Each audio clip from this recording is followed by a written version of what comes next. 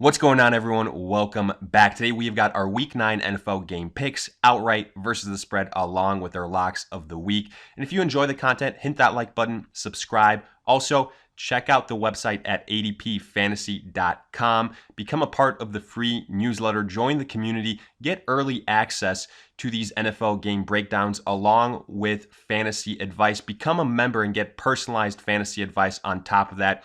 A bunch of cool features. Check it out in the description. But for now, let's get right into it. We kick things off on Thursday Night Football with the divisional clash between the San Francisco 49ers and the Arizona Cardinals. The 49ers 7-0 absolutely demolished the Panthers last week. And to our credit, we said he would either be a close victory for the 49ers or a blowout victory. Turns out it was the second, but very impressive, obviously. The 49ers defense, great. The rushing attack, great. While for Arizona, 3-4-1, tough loss to the New Orleans Saints. They kind of hung in there for the first quarter or so, but then Drew Brees got his footing. Latavius Murray had a big day, and ultimately the Cardinals end up losing. And unfortunately for them, this is another tall task because this 49ers defense is for real, probably the best in the NFC. And this Cardinals defense is pretty porous on its end. So probably we're going to see a lot of success from San Francisco rushing the football yet again. And also probably passing the football, considering the Cardinals can't really defend the tight end position, or at least they've struggled so far. And George Kittle is one of the elite tight ends in the NFL. Wouldn't be shocked if he has a pretty productive outing. Well, for the Arizona Cardinals, look, they're a bit banged up at the running back position. Heck, both teams are, but the 49ers still have Coleman, their starting guy. While Arizona, no Edmonds, no David Johnson, so it'll be the newly acquired Kenyon Drake, but this is a tough matchup for him. And even though I wouldn't be shocked if Arizona keeps it close to begin with, I think if they go in a hole, they're going to abandon the rush game, which is going to lead to Kyler Murray probably taking a couple more hits, couple more sacks, and committing a turnover or so, which is why I think the 49ers ultimately win this game. I think it'll be close to begin with, but then the 49ers pull away. So I'm going to take them outright here. I think they're just a more balanced squad overall, even though it's a road game, even though, it's got the NFC West divisional factor into it. If anything, that's why I think the spread plus 9.5 kind of high here. But right now, I got to believe we're going to go with the 49ers on the spread as well. Like I said, I wouldn't be shocked if Arizona kind of covers just because they come out somewhat strong to begin with. But I do think they're going to wane as the game goes by. So I'm taking the 49ers outright and on the spread. Moving on, we've got the Houston Texans at the Jacksonville Jaguars. This game, early kickoff Sunday because it will be played in London. The Texans at 5-3 coming off a thrilling victory over the Raiders where Deshaun Watson made some magic happen yet again. While the Jaguars at 4-4 coming off their own victory over the New York Jets took care of business versus a struggling Jets squad. And now this game should be interesting here for a couple of reasons. For the Texans defensively, they struggled these last few weeks. Now losing J.J. Watt for the remainder of the season, that should really open things up for Minshew, for DJ Chark, and for Leonard Fournette. And that'll be the trio that will need to get going here. We'll see whether D.D. Westbrook plays or not. If he doesn't, then we saw Chris Conley have some success last week. Maybe he'll be able to duplicate those efforts in Week 9. While for the Houston Texans, you've got the duo of Deshaun Watson and DeAndre Hopkins. Kenny Stills didn't have that great of a game last week, but we know that whether it's Stills or Will Fuller, both those guys are viable to erupt. The Jaguars defense obviously does, in my opinion, get the edge here, but offensively, I have to give the slight edge to the Texans just because, in my opinion, you have to give the edge to the more veteran and experienced signal caller. To me, that is Deshaun Watson. I have more faith in him if the game comes down to one or two possessions late in the fourth quarter. Ultimately, that's what I'm basing this on. And I do think it'll probably be a pretty close game, could potentially be somewhat high scoring here. I'm going to give the slight edge to the Texans here just because of the quarterback situation. Like we said before, but I wouldn't be shocked if the Jaguars pull this one out. The spread plus 2.5, kind of low, but I'm going to hedge our bets here a little bit. We're going to take the Texans outright, but we're going to go with the Jaguars on the spread. Either way this one goes, I think it'll be very close. I think it'll be decided late in the fourth quarter, and I think the Final score will be within 2-3 points. Wouldn't be shocked if the Jaguars cover that spread at all, or even if they get the upset. Next, we've got the Washington Redskins at the Buffalo Bills. The Redskins 1-7, hung tough versus the Minnesota Vikings for a little bit, but then Case Keenum got injured, and we pretty much knew how that story was going to end afterwards. While the Buffalo Bills 5-2, huge game for them last week versus the Eagles, but they got beat, and they got beat bad. So this is going to be a statement game for them here, but look, not really, because it's the Washington Redskins, and the Redskins' best quarterback, Case Keenum, potentially won't suit up for this contest. So, man, what does that mean for the Redskins? Is it going to be Haskins? Is it going to be Colt McCoy? Who really knows? The one thing that we can be sure of is if it's one of those two guys, this offense takes a major step back, and the Buffalo Bills defense should be good enough to go ahead and contain the Washington offense. I think Josh Allen has a nice day here. I think all of those weapons, whether it's Gore, Singletary, John Brown, Cole Beasley, I think they'll have a nice performance. And ultimately, I wouldn't be shocked if this game ends like 17-3, something in that neighborhood. But again, the caveat here is that Case Keenum doesn't play. And if that's the case, I'm taking the Bills obviously outright, no questions about that. But then I feel a lot more comfortable taking them on the spread at -9.5, kind of a big number. But like we said, without Keenum, I don't think the Redskins stand a chance. I'd go ahead and keep an eye on Keenum's status here. That could somewhat influence the spread, obviously. But for now, the time being, we're taking the Bills outright and on the spread. Next, we've got the Chicago Bears at the Philadelphia Eagles, a rematch of last year's playoff contest where the Bears suffered the double doink. And kind of ironic that that's how they lost last week versus the Chargers on a game-winning attempt via field goal. But this time, Eddie Pinheiro goes wide left. Obviously, the Bears struggling right now at 3-4. Matt Nagy getting a lot of hate with his play calling. Why do you take a knee there? Why don't you try and get a couple extra yards? But look, you're always going to question the play calling when it results in a loss. Mitch Trubisky, unfortunately, even though he made some nice plays, it's the bad ones. It's the misses that stick out, and he doesn't really minimize those game by game. Basically, we know that Trubisky isn't the answer in Chicago moving forward. It'll just be interesting what they do with him for the remainder of the season. He is the handicap for this offense, like we continue to say, but hey, maybe now we can include Matt Nagy in that breath as well. Or for the Philadelphia Eagles at 4-4, coming off a huge win over the Buffalo Bills, and they took care of business. That defense had a good game. The rushing attack had a good game. And look for the revenge game here. Jordan Howard, after getting run out of Chicago, now has a chance to absolutely take it to the Bears, who the last couple of weeks have struggled against the run. Now, I will say the Bears defense is what is going to keep them in this game, because Mitch Trubisky versus Carson Wentz, that's not even a contest, but hell, Mitch Trubisky versus most starting quarterbacks in the NFL isn't really a contest, as Trubisky is mostly a second stringer. So I take the Eagles offense here all day long. They have a great offensive line, but I really do think the Bears secondary will be able to go ahead and keep them in the game and limit some of the success that Carson Wentz had. If I had to guess, I think this will be a lower scoring game, something in the realms of 20-17, 17-14, with both these teams, going back and forth, neither one really separating itself. I'll make the same prediction I did about the 49ers last week. Either the Eagles win a very close game, or they win in a blowout. That's how I see it. I'm going to go ahead and bet on it being a close game just because of that Chicago Bears defense. But either way, Eagles all day at home. I think it's an easy win for them outright. On the spread, however, -4.5. I think that's a bit high. I think that if the Eagles win this game, which obviously we believe in, and if it's close, I don't think it's by more than 3 or 4 points. So for that reason, as crazy as it sounds, I'm actually going to take the Bears on the spread.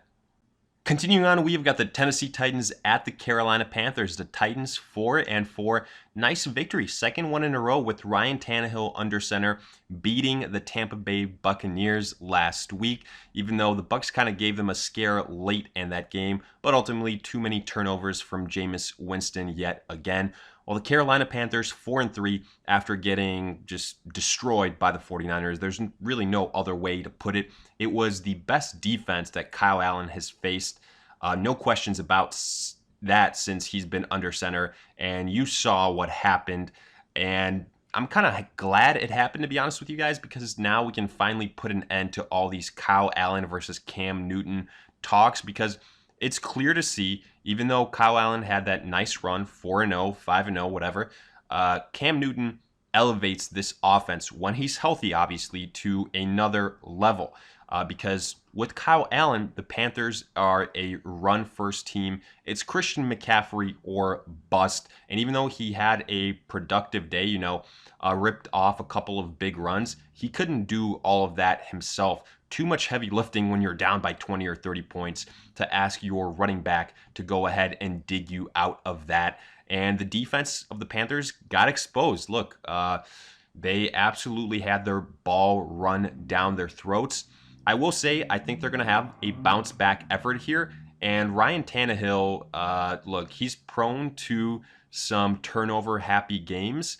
And he's been a good game manager for the Tennessee Titans so far.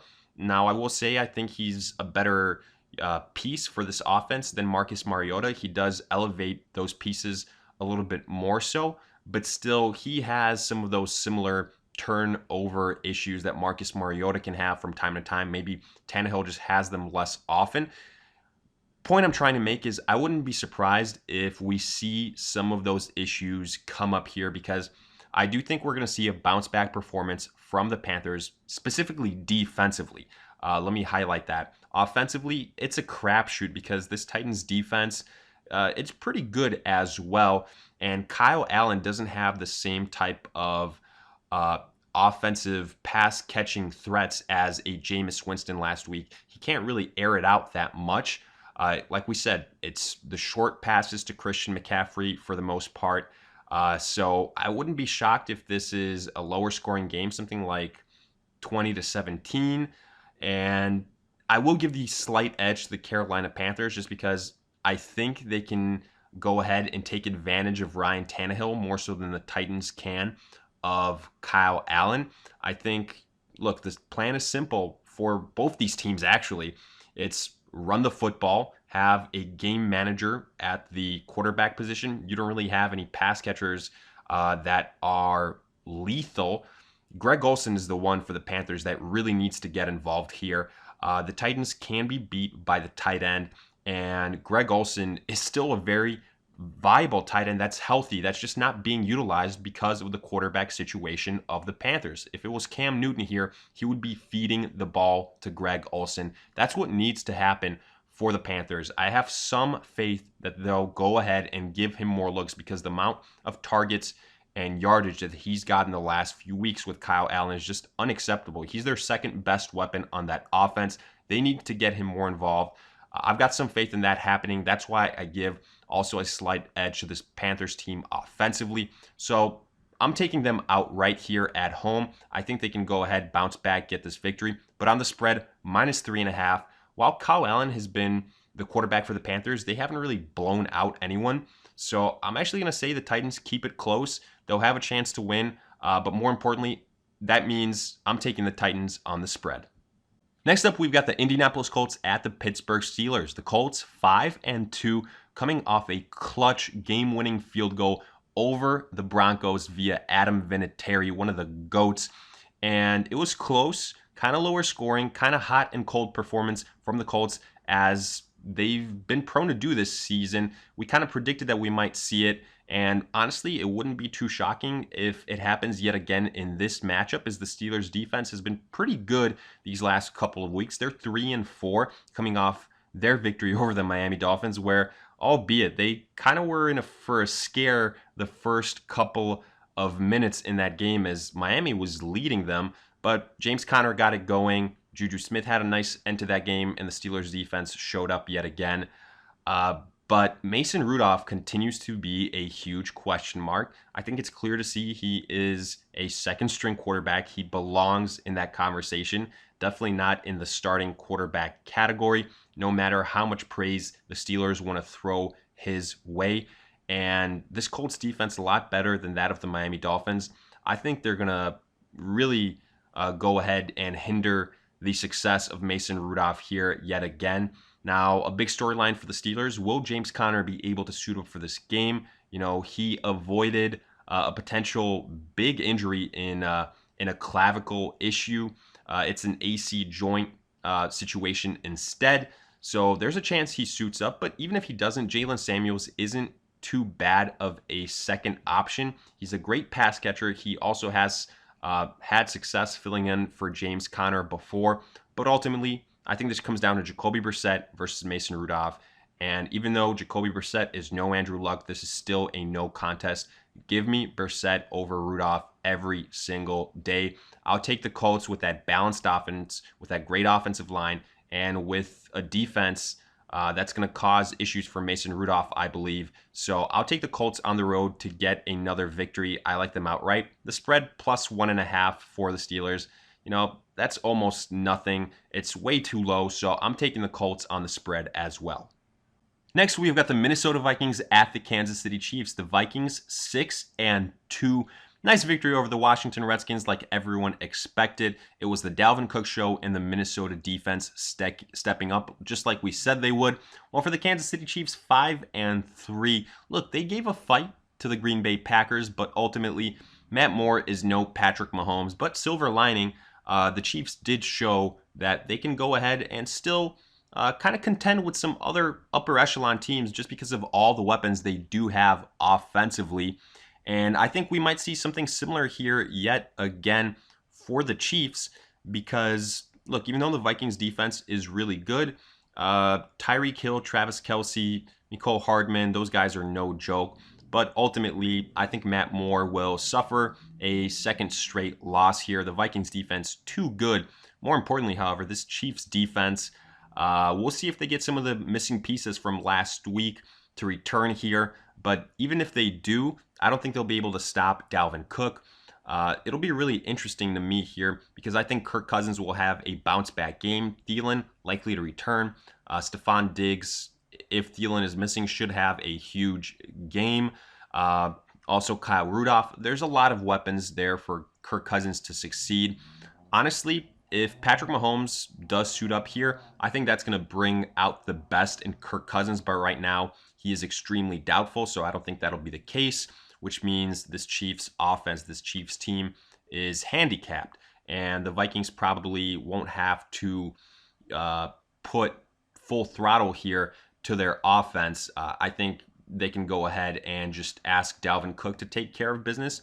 But like I said, statistically speaking, I wouldn't be shocked if Kirk Cousins returns to hot Kirk Cousins from a couple weeks back here and has a nice performance. Either way, the Vikings outright, I like them here on the road to get this victory. If Patrick Mahomes was playing, it'd be another story, but he likely won't. So Vikings outright on the spread. Chiefs actually favored at -2.5.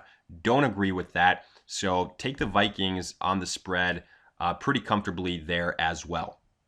Next, we've got the New York Jets at the Miami Dolphins. Look, it's a divisional clash. At least it's got that because when you look at these two teams, they've only got one win combined between the two of them. The Jets at 1-6 coming off a loss versus the Jaguars. And so much drama right now in New York, I have to imagine, because before the deadline, pretty much every single big name player was rumored to get traded. Obviously, that wasn't the case, but I got to imagine there's a lot of mixed emotions there right now. Sam Darnold comes out of that game with a left thumb sprain, but he is expected to play, so that's obviously a positive for them. Miami Dolphins, 0-7, coming off yet another loss. Stop me if you've heard this before. This time to the Steelers, but give them credit. For a quarter, it was interesting.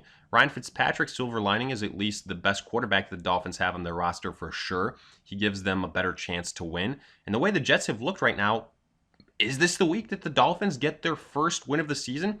I don't think anyone would be shocked if it happens here. These two teams know each other very well. It's a home game for Miami. And maybe Fitzpatrick turns into Fitzmagic here. Who knows? But I still have to give the edge to the Jets just because this Dolphins defense is such a handcuff for this team, such a crutch that it's bad. And I think the Jets, even though they've struggled immensely these last 2 weeks, specifically Sam Darnold, I think he bounces back in a big way here. I look for Le'Veon Bell to get a lot more usage. I think Robbie Anderson, Jamison Crowder will have some nice bounce back games. And the Jets defense, even though it probably won't dominate, I think it'll make more plays than that of the Miami Dolphins. So I'm taking the Jets here outright. But on the spread, this is where it's going to get interesting because plus 5.5 for the Dolphins might sound crazy. I think this game will be closer than some people expect. Maybe the Dolphins give the Jets a scare, like we said. And for that reason, I'm actually going to take the Dolphins on the spread. If the Jets do win, I just don't think they're going to be able to blow out the Dolphins. So we're taking Miami on the spread. Continuing on, we've got the Detroit Lions at the Oakland Raiders. The Lions 3-1, taking care of business versus the New York Giants. Matthew Stafford continues to look great as he puts up yards through the air, while the Oakland Raiders, heartbreaking loss versus the Texans last week, they are now at 3-4. And look, on the spread, they're actually favored here at -2.5, which seems kind of crazy to me because offensively, I know Derek Carr has looked all right. I know Tyrell Williams is back. I know Waller has been doing his thing, and Josh Jacobs has been, pretty good so far. But versus Matthew Stafford and the weapons he has in Golladay, Marvin Jones, Danny Amendola, edge goes to the Detroit Lions here. I know right now they don't really have a rushing attack to speak of after Kerryon Johnson went out. Ty Johnson, probably not the answer, as a lot of people might have hoped. But I do think versus this Raiders defense, Matthew Stafford can go ahead and shoulder the load. The Lions defense has some nice pieces as well, so I don't think it's an automatic assumption that Derek Carr will have success and he'll be able to go toe-to-toe with Matthew Stafford through the air here. So for that reason, I like the Lions outright, definitely. On the spread, though, I think it's a slam dunk pick here for the Detroit Lions. Look, I know that they've kind of disappointed right now, but their record should be better than what it is. They could very well have 5 wins at this point in time. I think the Raiders are still a young team, that they're also still learning how to win. So the Detroit Lions are the better squad here, I think, offensively and defensively, special teams as well. So I'm going to take the Lions on the road to get their 4th win of the season as well as on the spread. Moving on, we've got the Tampa Bay Bucks at the Seattle Seahawks. The Bucks 2-5, losing to the Titans last week. Kind of wasted a huge effort from Mike Evans. I just think it was too many turnovers when it was all said and done, what cost them a chance versus the Titans, while the Seattle Seahawks 6-2, taking care of business versus the Atlanta Falcons like we all expected. Russell Wilson had a pretty good game. Tyler Lockett, DK Metcalf, Chris Carson. And now back at home in Seattle versus another NFC South opponent. And they should come out with the same result, let's be honest. The only big thing for me here to watch is the Buccaneers defensive front versus Chris Carson, because the Bucs defense has stopped absolutely everyone it has faced this year, including guys like Christian McCaffrey. And I think they'll be able to stop Chris Carson here, which, as we know, the Seahawks like to set up things offensively via the run. That's why I think this game could be potentially interesting, at least on the spread. And I've been going back and forth on the spread here for a while because it's -6.5. And obviously the Seahawks will have success through the air, I believe, versus this Bucs secondary that struggles from time to time, as we've seen. And I think Tyler Lockett and Russell Wilson are absolutely going to go bonkers. But at the same time, the Bucs, they also have the weapons on the outside with Mike Evans and Chris Godwin to take advantage of a mediocre Seattle secondary as well. So I do think we're going to see a lot of points being put up here. But I have more faith in Russell Wilson and that offense than that of Jameis Winston. I realize Winston is going to be airing it out no matter what, but Russell Wilson takes care of the football a lot better than Jameis Winston. So the turnover battle should be in favor of Seattle here. This is a home game for them. They've got the home crowd behind them. I think this could be one of the higher scoring games of the week. I like Seattle outright, no questions about that. But on the spread, I'm still tilting. I can't confidently go with Seattle. I desperately want to, but despite that, I'm going to take the underdog here, and I'm going to say the Bucks cover the spread. I think they can go ahead and keep this one closer. I think they can hang in there, and the final score can be between 5 and 6 points. Look, I'd probably stay away from the spread just because, like I said, I wouldn't be shocked if the Bucks cover. But at least outright, Seattle is a no-brainer. Next, we've got the Cleveland Browns at the Denver Broncos. The Browns, 2-5, tough loss versus the New England Patriots. Hey, silver lining, the defense played better than a lot of people expected, but it was the result that everyone knew would come as the Browns lost. While the Broncos, 2-6, coming off a tough loss versus the Colts. But the big storyline is Joe Flacco going to miss some extensive time, which means it's the Brendan Allen show at the quarterback position. That's not a good thing considering the Broncos already had issues offensively to begin with. Now, maybe the Denver defense steps up a little bit here. They've had a couple of good games here and there, and God knows they can probably have some success versus this Browns offensive line. But I do think the X factor here is this Browns defense, which I really think will make Brendan Allen look like a second string quarterback because they've actually been one of the lone bright spots on this disappointing Cleveland Browns squad. And I think behind a nice defensive effort, we're going to see the offense have some more opportunities. So Nick Chubb, Baker Mayfield, Odell Beckham, Jarvis Landry, I look for those guys to have bounce back performances and for the Browns to go on the road and get this victory. Now, if Joe Flacco was playing, I definitely wouldn't be as confident in this prediction. But with a second string quarterback that probably isn't in the same conversation as other guys that have stepped up so far in the season, like a Minshew, I think Allen will struggle here. Tough outing for him, and the Browns should get the victory outright. It's one of my locks of the week, to be honest with you guys. On the spread, plus 2.5 for the Broncos. I think that spread should be higher considering the quarterback situation, so I'm taking the Browns outright and on the spread. Next, we've got the Green Bay Packers at the LA Chargers. The Packers, 7-1, beat the Kansas City Chiefs last week. It was closer than expected, but Aaron Rodgers continues to look great. Aaron Jones, Jamal Williams continue to take care of business in the absence of Davante Adams. While the Chargers, 3-5, wow, what a way to get a victory over the Chicago Bears, where the Bears out-chargered the Chargers in that loss. But this is probably not going to be the same outcome here for the Chargers, as they were lucky to be victorious in Week 8. The Packers on an absolutely different level than the Bears. They've got a good defense, but their offense is, again, elite. With a healthy Aaron Rodgers, potentially Davante Adams returns, but we've seen, even with Davante Adams out, other guys have stepped up, specifically the running backs here. And I'll be really interested to see if Davante Adams does return, how would that impact the running backs of this Green Bay offense? Because they've had a lot of success as a team when these running backs get it going.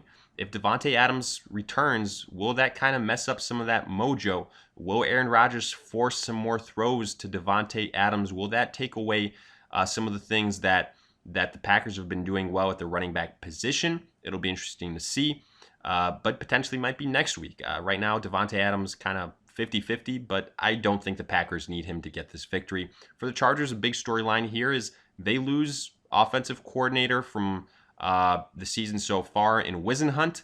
Now, new guy in. What's this offense going to look like?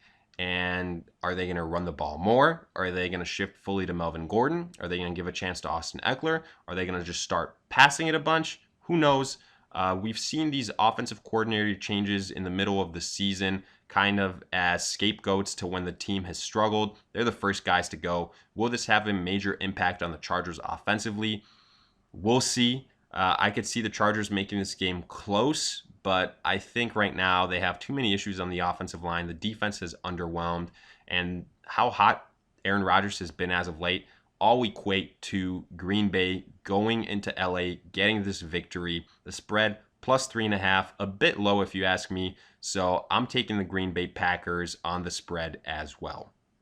Getting to Sunday Night Football, we've got the New England Patriots at the Baltimore Ravens. The Patriots 8-0, beat the Cleveland Browns no problem last week, while the Baltimore Ravens 5-2, coming off the bye week here, getting a little bit healthier, getting Marquise Brown back.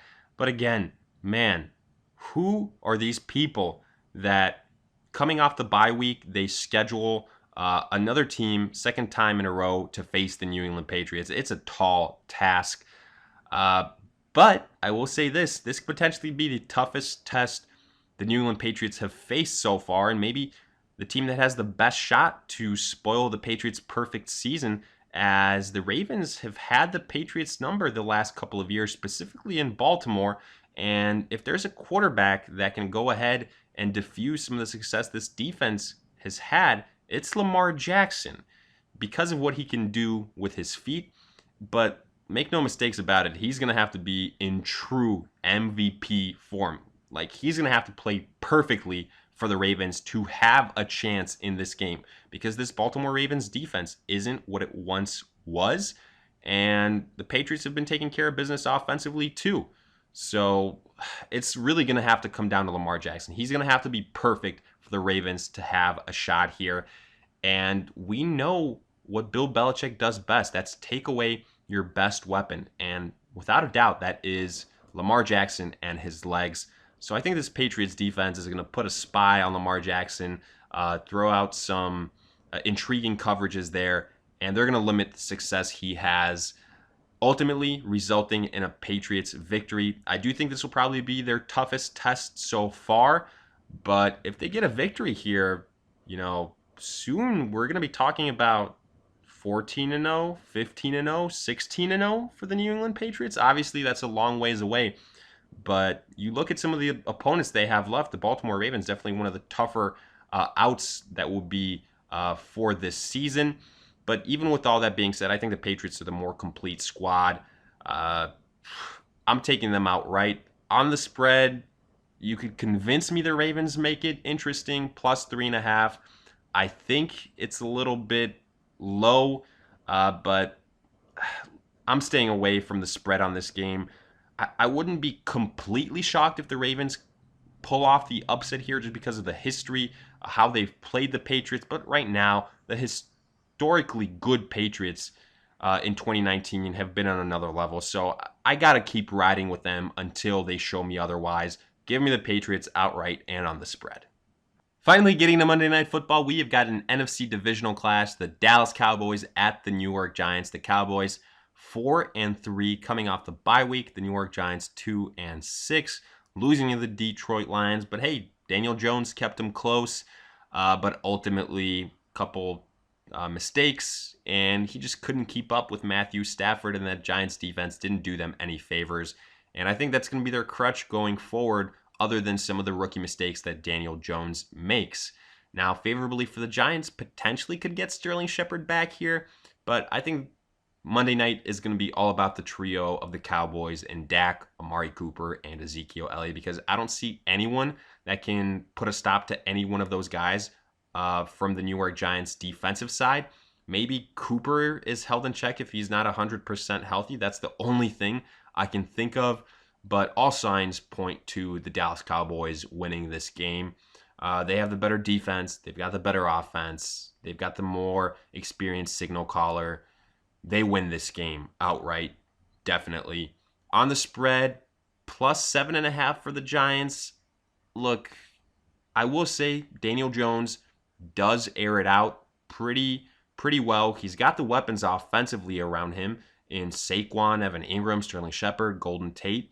And I think this could be a similar type of challenge to what the Detroit Lions presented last week, where the Giants hung in there on the spread. They did well. So with that reasoning, and this being a home game for them, I'm actually going to take the Giants on the spread. I think they can get some garbage time points and make the score respectable. But when it's all said and done, I think the Dallas Cowboys will be top to bottom the more dominant team here. So with that, we wrap up our pick'ems. Now looking at our locks of the week, we start with the 49ers at the Arizona Cardinals. Give me the 49ers here all day long, even though it's a divisional clash, NFC West. Teams know each other very well. I'll take the 49ers defensively. They've been amazing this year. I think they've got the more balanced offense.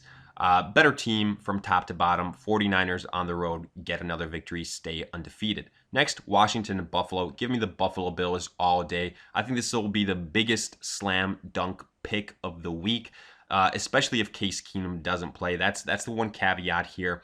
But the Bills at home with a good defense and with a nice defensive matchup should get the victory again. Next, we've got the Cleveland Browns at the Denver Broncos. Give me the Browns here. No Joe Flacco equals the Browns winning, in my opinion. Also, Tampa Bay at the Seattle Seahawks. I'm adding this game here. Initially didn't have it. I'll take the Seattle Seahawks at home. Don't feel 100% with them on the spread, but I think outright they go ahead and get this victory here. I think Russell Wilson, Tyler Lockett, they're not going to be stopped. They win. And then finally, New England at the Baltimore Ravens. A little bit risky, but if you want to add another pick here, the Patriots, look, they've been an easy pick all season long. I understand this will be their toughest test, so if you want to stay away from it, it makes sense. But I'm going to keep going with this historically great team until they show me otherwise.